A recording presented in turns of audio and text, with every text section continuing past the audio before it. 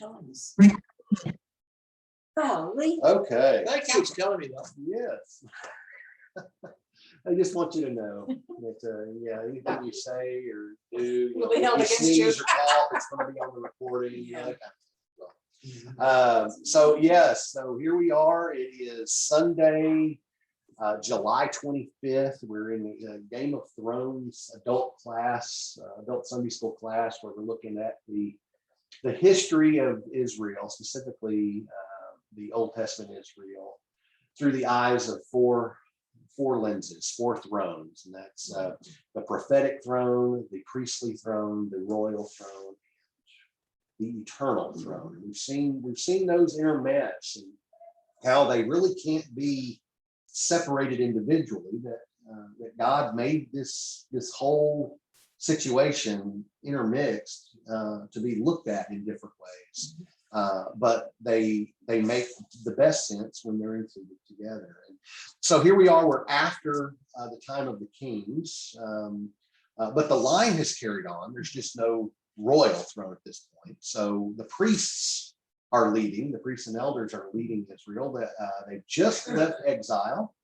And it's been about 70 years from the time that they were taken into exile by the Babylonians until they're coming out of captivity as a group. There's actually 3 different times that they come back.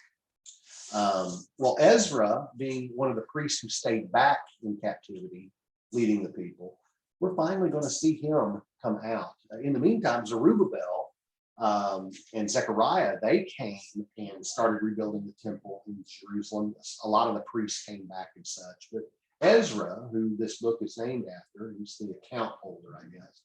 He's finally going to make his grand entrance into Jerusalem. In the midst of that, we did a little bit of Esther, and of course, the book of Esther is unique in that it mentions God not at all. But the name God is not in there at all. In some of the editions that we read, we're in Ezra 8. Some of the additions, the additions to Esther did mention God, but in our canon it did. So the story that's listed there's no other recorded history of that. So we don't know whether it's actually historical or whether it's a legend. Nonetheless, the story remains, and it leads to a feast. Esther basically has thwarted a plot to kill all the Jews, and in the process, the Jews are now celebrating the salvation of Pur, P-U-R, which leads to the festival of Purim, which exists even to today. It's a 2-day festival. So we heard about that in Esther, but now we're going to see the Jews in Jerusalem celebrate this feast of Purim. So something happened, but unfortunately it's not recorded. So we're in Ezra 8. Let me go ahead and share the screen here. Sure. I'm going to put it to something we can all read here. There we go. Okay. So in Ezra 8, if someone wants to read, there's a lot of names here. I'm sorry, that's just kind of how it happens. 1 through 3. Now these are the heads of their fathers' households and the genealogical enrollment of those who went up with me from Babylon in the reign of King, excuse me, Xerxes, the son of Phinehas, Gershon, the sons of Ithamar, Daniel, and the sons of David, Hattush, the sons of Shechaniah, who was the sons of Parash, Zechariah, and with him 150 males who were in the genealogical list. Okay, 4 through 8. I'll try it. If you can't say them, you can just kind of leave that. That's what said it's not a problem. Seen it. Of the descendants of Pahath Moab. Moab. Eliyahu and I. Yeah. Zerah, and with him 200 men. How far do you want to go? 8? 8. Oh, Yeah. good Lord, okay. They're The, short. of the As far as you descendants wanna of Zatu, Shechaniah. Seconiah, and Jehazazel, Mhm. and with him 300 men. Of the descendants of Adin, Adin Ebed, son of Jonathan, and with him 50 men. Of the descendants of Elan, just whatever. Just, Jeshaiah. Eli Just, and son of Ath, and with him Athaliah. 70 men. One more, Yep. the descendants of Shephatiah. Shephatiah and Zebediah. Zebediah, son of Michael. Mhm. How did he get over there? How did he get- And with him 80 men. Okay, so just so you understand how this is working out, Hmm. the name where it says the descendants of such and such, that such and such is the one, is the family that entered Babylon. So the descendants of that start with the leader of that family now, and that's the name right after the comma. Okay. Okay, so Pehath Moab went into Babylon, but his descendant Elihoenai, the son of Zerahiah, is the one coming out. I want to know how you learned all those names. You Michael learn get in. the way the Hebrew letters come out in Western English. Oh.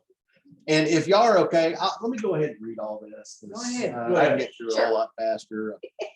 Yeah, you don't want me to. Yeah. Of the descendants of Joab, Obadiah, son of Jehiel, and with him 218 men. Of the descendants of Bani, Shelemith, son of Josephiah, and with him 160 men. Of the descendants of Bebai, Zechariah, son of Bebai, and with him 28 men. Zechariah, you're going to see Zechariah, Shechaniah. Those are very, very common names. So they're like Michael and David. Of the descendants of Asgad, Johanan, son of Hakatan, and with him 110 men. Of the descendants of Adonikam, the last ones, whose names were Eliphelet, Juel, and Shemaiah, and with them 60 men. Of the descendants of Bigvai, Uthai and Zachar, and with them 70 men. I assembled them at the canal that flows toward Ahava, and we camped there 3 days. When I checked among the people and the priests, I found no Levites there. Ooh, so no Levites. Oh, What has happened to the Levites? What do y'all think? well, they were the priests, so. They had all no get killed. purpose in Babylon. Yeah, there was no No, that's purpose there. true. So Religious the leaders. practice died out. Mhm. So they got to relearn. Ah. Okay, so I'll go ahead and let you start. So I summoned Eleazar, Ariel, Shemaiah. Sorry. 60. I guess Thanks. I'll go ahead and do this too. Yeah. So I summoned Just get down to Eleazar, 17. Ariel, Shemaiah, Elnathan, Jerib, Elnathan, Nathan, Zechariah, and Meshullam, who were the leaders, and Joyarib and Elnathan, who were men of learning. Ooh, men of learning, they're Ah, educators, okay? And I ordered them to go to Edo, the leader in Cassiphia. I told them what to say to Iddo and his fellow Levites and the temple servants in Cassiphia, so that they might bring attendance to us for the house of our God. So Ezra is the one talking.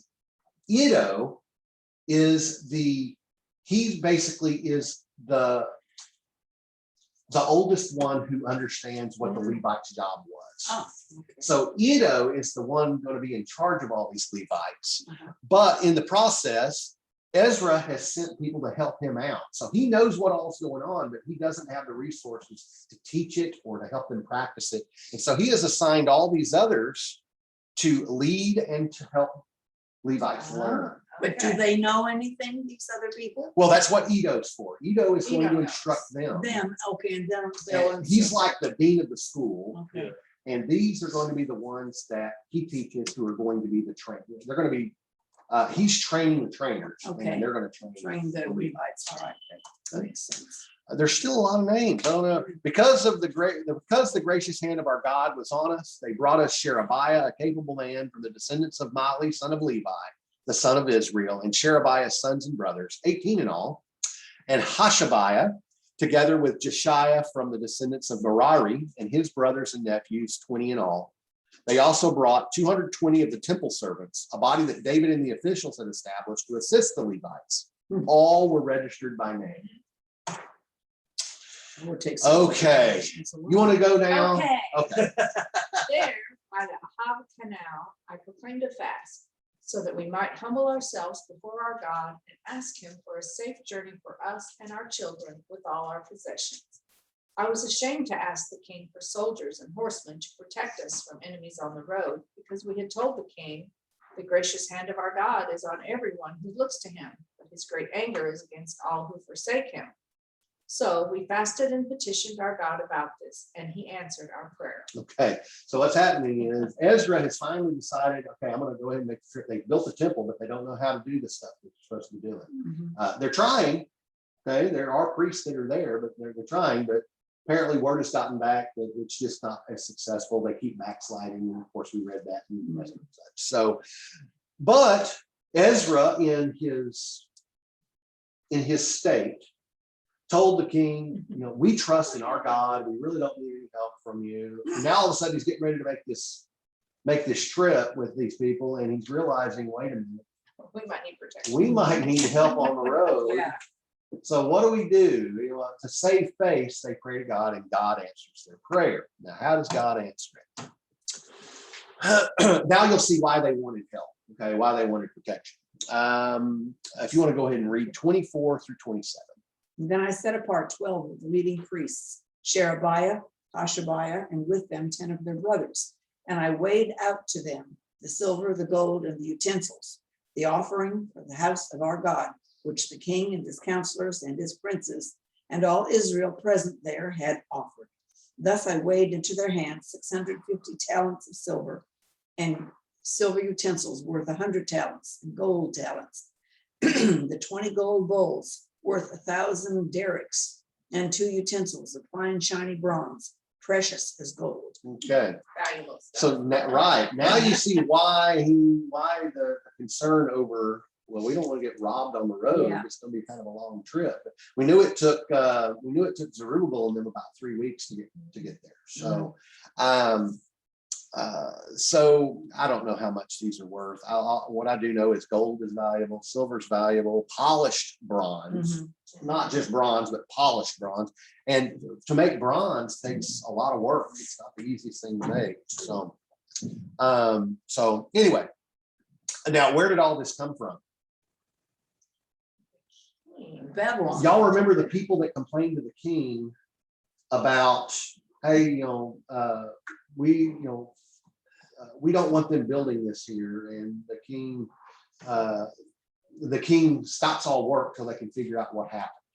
And they find the document that says, hey, my predecessor set this in stone. There's nothing I can do to change it. And as a punishment to the guys who should have known the rules to begin with, he says, because of this, your family is going to be providing all this for them. Ah, So this came from these families that had complained and tried to sabotage the building. So, okay, 28 through 30. I said to them, you as well as these articles are consecrated to the Lord. The silver and gold are a free will offering to the Lord, the God of your fathers. Guard them carefully until you weigh them out in the chambers of the house of the Lord in Jerusalem, before the leading priests and the Levites and the family heads of Israel. These are the priests and Levites. Then the priests and the Levites received the silver and gold and sacred articles that had been weighed out to be taken to the house of our God in Jerusalem. God, I wish I could read it better. Okay. on the 12th day of the first month, we set out from the Ahava Canal to go to Jerusalem. The hand of our God was on us, and he protected us from enemies and bandits along the way. So we arrived in Jerusalem, where we rested 3 days. Okay. So the hand of our God was on us. He protected us. So their answer from God was that I will protect you. So the king didn't send any help. Okay. So, On the 4th day, in the house of our God, we weighed out the silver and gold and the sacred articles into the hands of Meremoth, son of Uriah the priest. Eleazar, son of Phinehas, was with him, and so were the Levites, Jozabad, son of Jeshua, and Noadiah, son of Binnui. Ooh, that's good. Now, remember Eleazar was one that came out originally. So Eleazar was one of the priests that was helping establish the temple, the foundation on it. So by this time, the temple was built, they built the altar. Eleazar is fully in control of what's going on. He is the one to receive these silver and gold and all these articles, the bowls. On to Ezra 9. I'll read this here. After these things had been done, the leaders came to me and said, oh, by the way, remember, if you prior to this, it took them about 3 months to get where they're going. My guess is that it took them that long because they were carrying all of these things. After these things had been done, the leaders came to me and said, the people of Israel, including the priests and Levites, have not kept themselves separate from the neighboring peoples with their detestable practices, like those of the Canaanites, Hittites, Perizzites, Jebusites, Ammonites, Moabites, Egyptians, and Amorites. They have taken some of their daughters as wives for themselves and their sons, and have mingled the holy race with the peoples around them. And the leaders and officials have led the way in this unfaithfulness. Now we see a problem. Yep. They were told this when they were originally sent back, and they backslid. Now we're starting to see why Ezra is coming back. This is part of the reason, is he's got to figure out what is going on And how to change. and how to fix it. Well, were they told when they originally went not to take up with the people that were there? Yes. Well, they were, okay. It's kind of always been. The first, right, when Joshua was entering, they were told that.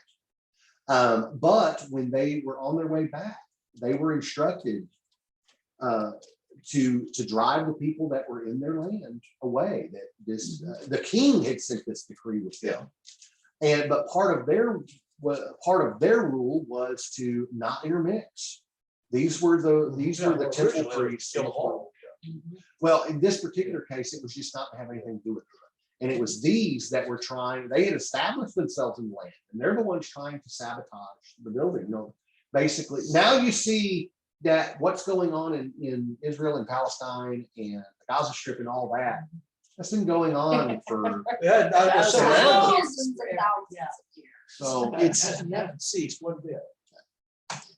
Okay. So Ezra 9, verse 3 and 4. When I heard about this matter, I tore my garment and my robe and pulled some of the hair from my head and my beard and sat down appalled.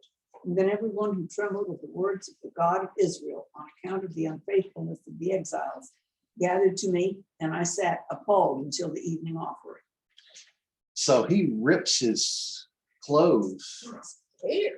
pulled his hair and his beard, That would hurt. and there he is, the revered one who has finally made it back, and he's sitting amongst them. They're gathering around. He's speechless all day long.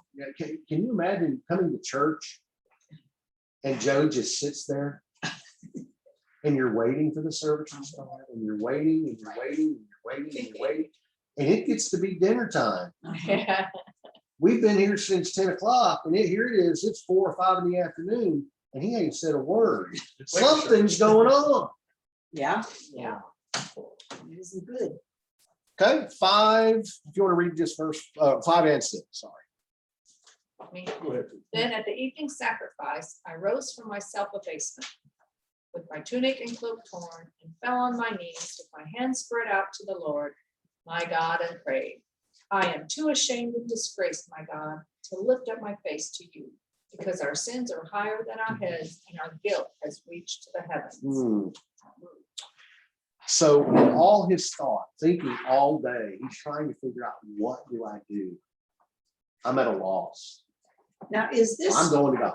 this strictly because they did not separate themselves? from all Not these other completely, people? not completely. There's some backslidden, some of them brought idols with them. Yeah. So, so so he knows that something has been going on that's wrong. He doesn't know the extent of it till he arrives. And that's why he sits there appalled. The only thing he can think, after spending all day in thought, the only thing he has come up with, I need to pray. That's a pretty good thing. to do. So.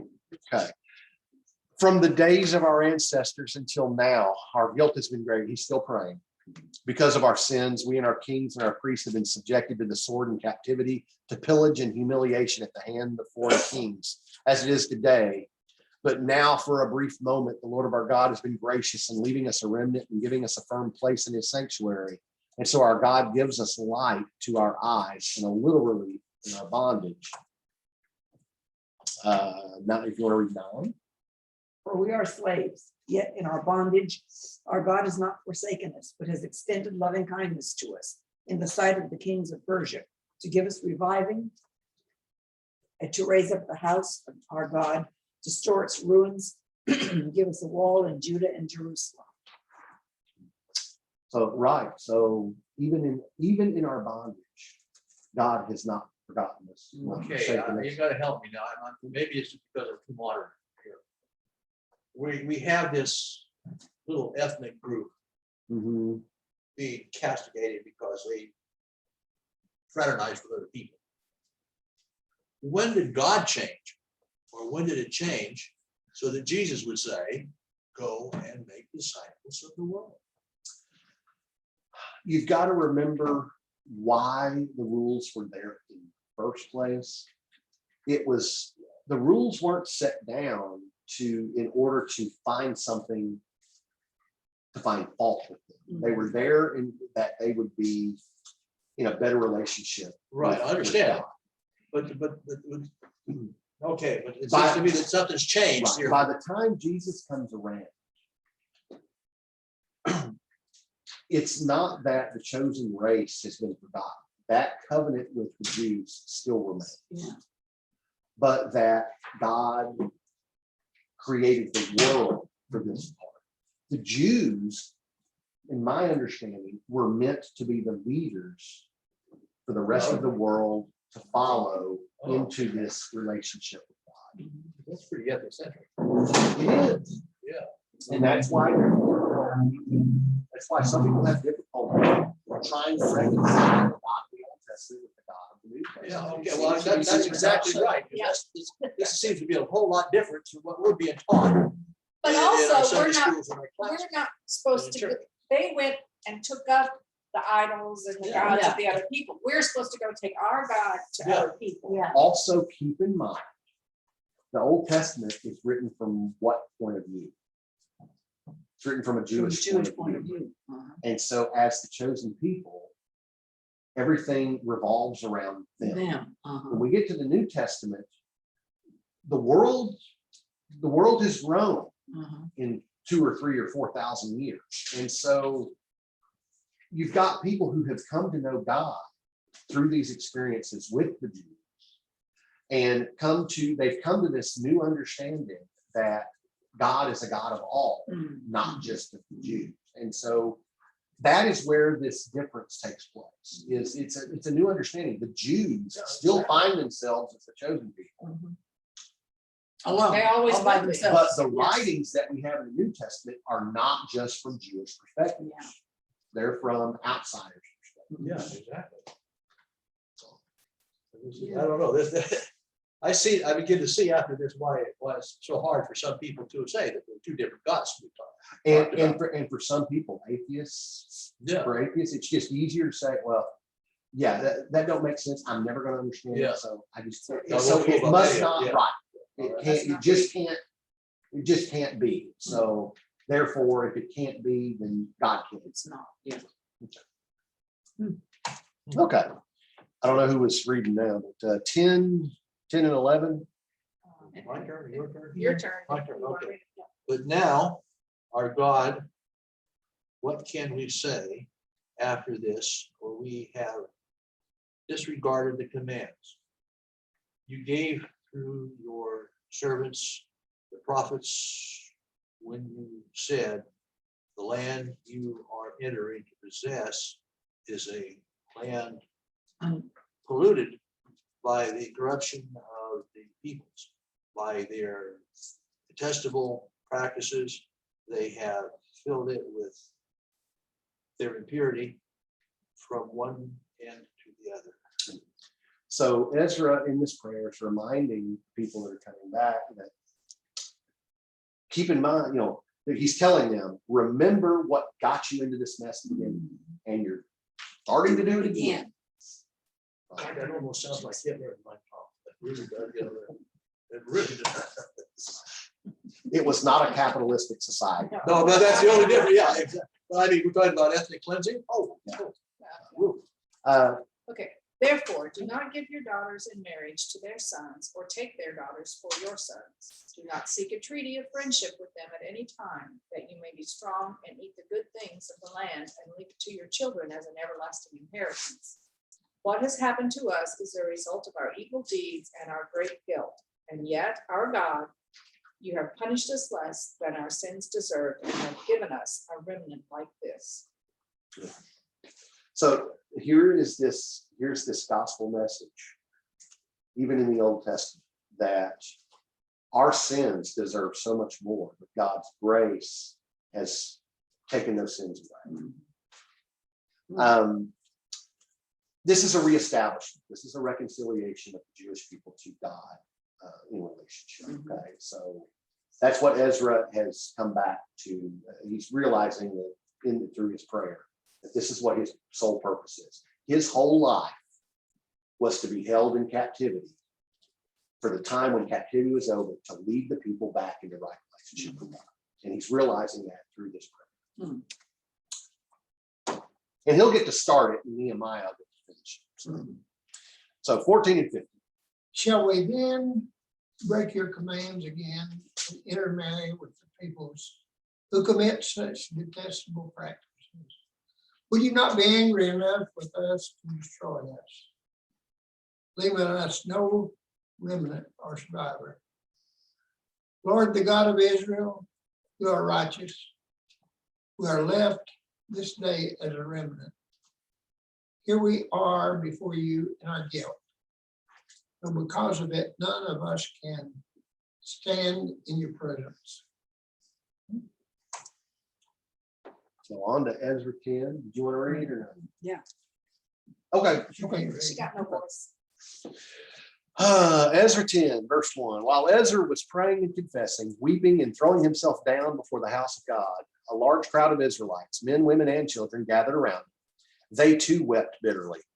Then Shechaniah, son of Jehiel, one of the descendants of Elam, remember that name? That was one we read earlier, said to Ezra, we have been unfaithful to our God by marrying foreign women from the peoples around us. But in spite of this, there is still hope for Israel. That hope has a price. So, 3 through 5. So now let us make a covenant with our God to put away all the wives and their children, according to the counsel of my Lord, and of those who tremble at the commandment of our God, and let it be done according to the law. Arise, for this matter is your responsibility, but we will be with you. Be courageous and act. Then Ezra rose and made the leading priests, the Levites, and all Israel take oath that they would do according to this proposal. So they took the oath. So, yeah, so these leaders of Israel, they see what the predicament Ezra's in. They say, Ezra, we know what we have to do, but we need you to tell us to do it. The responsibility lies with you. And so Ezra stands up and makes them take an oath to do what they need to do. So they're going to kill all these people? You have to wait. If it doesn't make sense yet, read on. Don't look back in the book. Okay, go on. 6 through 8. 6 what? Through eight. Okay, then Ezra withdrew from before the house of God and went to the roof of Jerusalem, son of Elizabeth.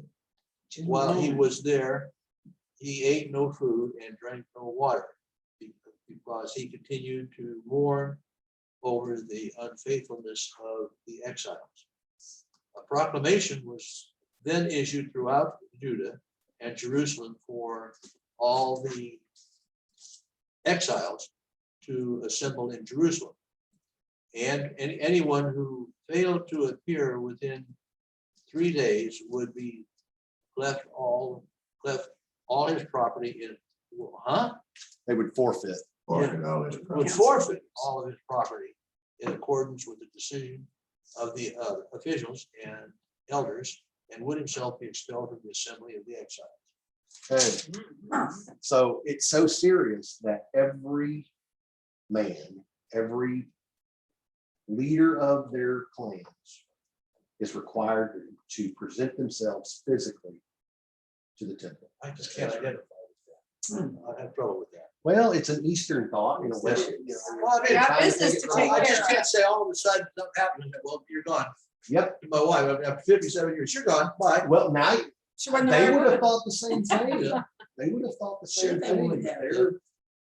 They're, remember, they are a remnant, you know, they're Yeah, I understand. pretty much Yeah. left, and they've got to think about their future. So if getting rid of Karen is what it takes for Megan, for Megan to live, I think Megan and Karen would understand that, wouldn't you? Yeah, but you're gonna hold Megan's back. Right. So it's like early voting, you've got to be there in 3 days. Right. You know, I just have trouble with that. But So verse 9 through 11. Within the 3 days, all the men of Judah and Benjamin had gathered in Jerusalem. And on the 20th day of the 9th month, all the people were sitting in the square before the house of God, greatly distressed by the occasion and because of the rain. Then Ezra the priest stood up and When said did to it them, start raining? Yeah. I would think that would disturb them too much. Go ahead. you have been unfaithful. You have married foreign women, adding to Israel's guilt. Now honor the Lord, the God of your ancestors, and do his will. Separate yourselves from the peoples around you and from your foreign wives. The harsh reality begins. Yeah. 12 through 14. The whole assembly responded with a loud voice. You're right, we must do as you say. But there are many people here, and it is the rainy season, so we cannot stand outside. Besides, this matter cannot be taken care of in a day or two, because we have sinned greatly in this thing. Let our officials act for the whole assembly. Then let everyone in our towns who has married a foreign woman come at a set time, along with the elders and judges of each town, until the fierce anger of our God in this matter is turned away from us. Oh. All right. So they say, you're right. We realize what we've done wrong, but we can't take care of this, you know, in a day or two. So let's form a committee Yeah. to set about, to organize how we go about correcting this. So raining in the desert, that's a big deal.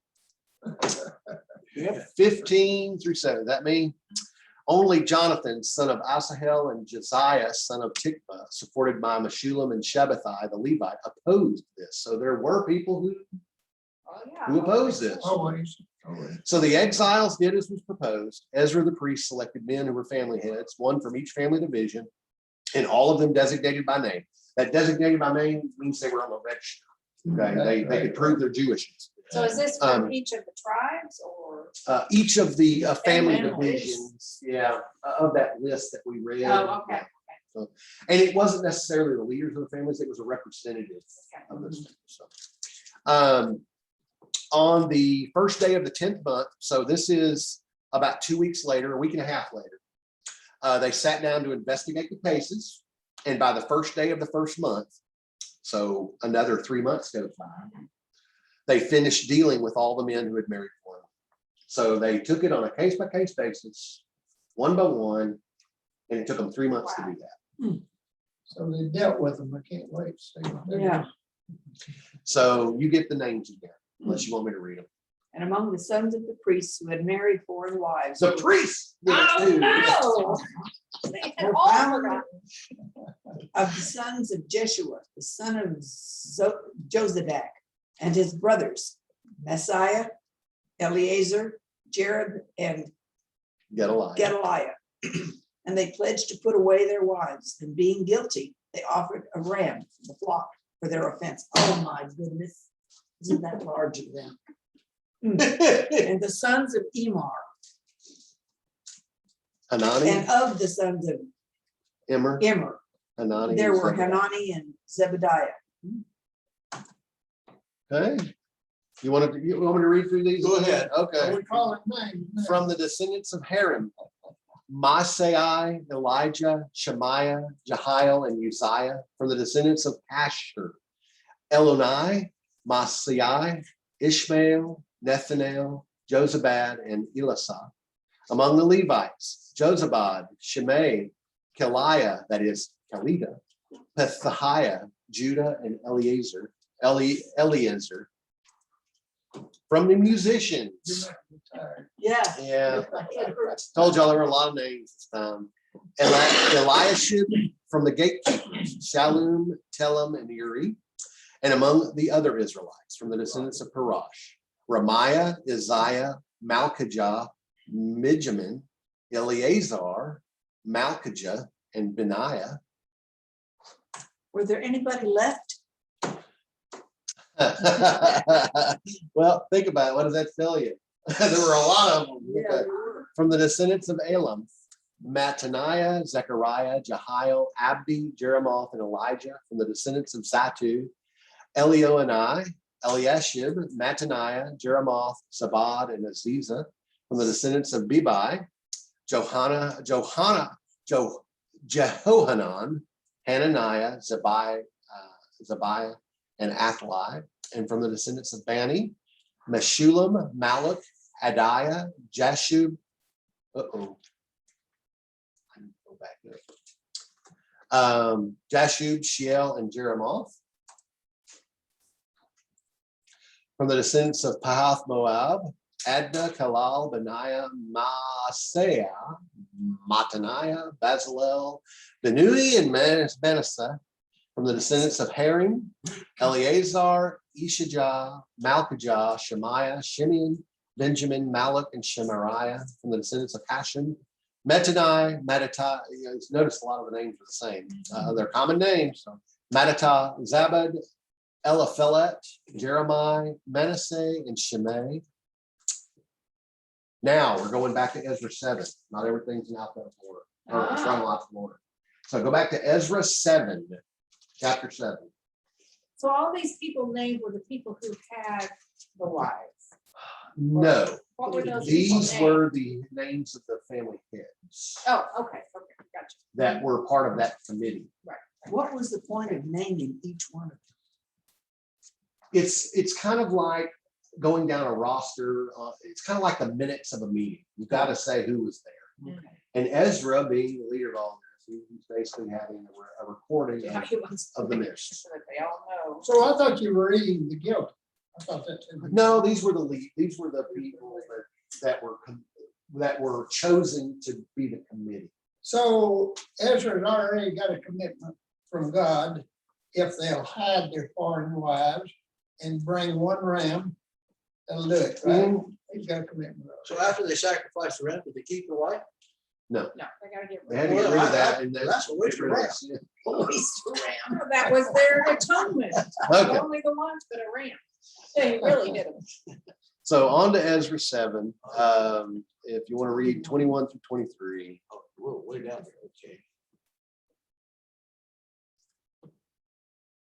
Sorry, I know I jumped through things. I had to consolidate some things in order to get further, and there's still 5 lessons after I leave. Oh, so. no. Now, King Artaxerxes order all the treasures of Trans-Euphrates to provide with diligence whatever Ezra the priest, a teacher of the law of the God of heaven, may ask of you. Up to 100 talents of silver, 100 cores of wheat, 100 baths of wine, 100 baths of olive oil, and salt without limit. Mine's Okay. the salt is needed. What's a bath? It's a large amount. The tub full. Enough to take it back. A tub full, there you go. That might be like- Okay, Are you gonna keep 23, you reading said or what? Yes. we, whatever the God of heaven has prescribed, let it be done with diligence for the temple of the Son of Heaven. Why should these be why should there be wrath against the realm of the king and of his son? Okay, now, it seems like this is out of order, but Yeah, it what is is. happening is Ezra has made a request of the king, Artaxerxes, to send these things. Now, why would they need them? These are for the people that are being put away. Oh. Not going- So Ezra, Put them even, away, but they're gonna provide for it, well, sort of. you've got to think back to Abraham having to put away Hagar and Ishmael. He sent them away, but God made that provision for them. And kept a promise to them as well, because that promise. So it is part of the law of hospitality. They took, even though they're in sin, they took an obligation to take care of them. So even though they can't remain within the assembly, they're still going to take care of them. Okay. Well, that's good, I guess. Okay, Okay. 24 through 25. You are also to know that you have no authority to impose taxes, tribute, or duty on any of the priests, Levites, musicians, gatekeepers, temple servants, or other workers at this house of God. And you, Ezra, in accordance with the wisdom of your God, which you possess, appoint magistrates and judges to administer justice to all the people of the Trans-Euphrates, all who know the laws of your God, and you are to teach any who do not know them. Okay, so in part of this, it is Ezra has asked the king, you've let us come back according to your own decree. Your predecessor came to know God, and this is why we got to come back. We want to be a sovereign nation, and so that's one part of this. 26 through 28. Whoever does not obey the law of your God and the law of the king must surely be punished by death, banishment, confiscation of property, or imprisonment. We'll stop there for just a moment. The king is telling Ezra, or he's letting the people know Ezra has this ability, being the leader there. So he can determine which of those will apply. Correct. Basically what King Artaxerxes is telling the people is that Ezra has the power of life and death over you. Here are your laws, you better follow. You're no longer under my jurisdiction anymore. So, Praise be to the Lord, the God of our ancestors, who has put it into the king's heart to bring honor to the house of the Lord in Jerusalem in this way, and who has extended his good favor to me before the king and his advisors and all the king's powerful officials, because the hand of the Lord, my God, was on me. I took courage and gathered leaders from Israel to go up with me. and so this is Ezra speaking. Yeah. Okay. So. Did it? Yeah, so we've gotten into that. So next week, Ezra actually makes his appearance. His the leadership, the role of it all. It's finally happened, and the rules of living in Jerusalem. So, yeah, we've got 3 more lessons, guys. Actually 2. Sorry, 2 more lessons with me. And then I've got 5 more lessons prepared for afterward, which basically go through the end of Nehemiah and the 2 prophets, Joel and Malachi. So we haven't talked about who's going to run the machine when Mike leaves. Lanny, Can you do that? No? And kind of offered to try. You might need a little. Yeah, and that- But really, you have to have a computer to it. well, in order to see it on here, yes. Yeah. But you don't have to do it on this. I do this. so I Okay, can then we see could just- for the Zoom aspect of it, but nobody's been joining us on Zoom. I Oh, also do it for the recording Right, aspect, right. So this one and the next two will be, I'm gonna be doing- on I'm gonna be YouTube. doing The children's Sunday school pretty soon. Well, I was Um, asking those five, could you put them on YouTube or on the church? well, I won't be here to record them. Unless you want me to do them, to redo them. Then you're hearing my voice the whole time. I mean, I can, and then y'all can watch them on. Yeah, YouTube. you got all that time, don't you? Yeah, that's Keep in right. mind, you're getting into when vacation is coming around for your coworkers, so I'm not sure how much free time you're gonna have. Yeah, let me go ahead and stop the recording. Thank y'all for being here and see y'all next week. Thank you, Mark.